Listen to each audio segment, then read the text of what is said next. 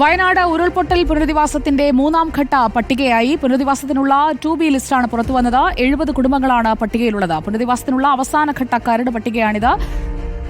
ദീപക് മലയമ്മ നമുക്കൊപ്പം ചേരുന്നു. ദീപക് മലയമ്മ, മൂന്നാം ഘട്ട പട്ടികയിൽ എല്ലാവരെയും ഉൾപ്പെടുത്താൻ കഴിഞ്ഞിട്ടുണ്ടോ? ഇനിയും പട്ടികയ്ക്ക് പുറത്തു നിൽക്കുന്നുണ്ടോ ആളുകൾ?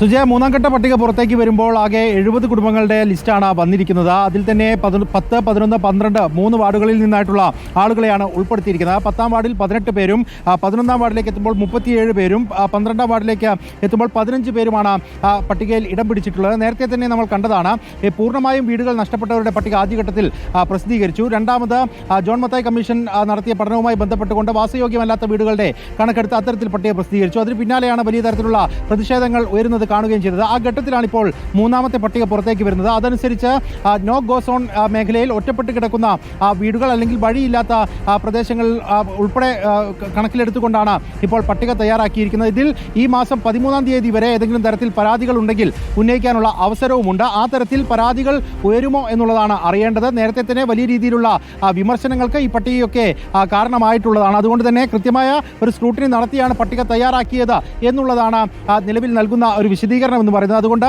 കൂടുതൽ പരാതികളിലേക്ക് പോകുമോ എന്ന് അറിയാനുണ്ട്. എന്തായാലും 70 പേർ കൂടി പട്ടികയിൽ ഇടം പിടിച്ചിരിക്കുന്നു എന്നുള്ള ഒരു സാഹചര്യം ഇപ്പോൾ രൂപപ്പെടുകയും ചെയ്യുന്നുണ്ട്. 2B ലിസ്റ്റാണ് പുറത്തു വന്നിരിക്കുന്നത്. 70 കുടുംബങ്ങളുണ്ട്.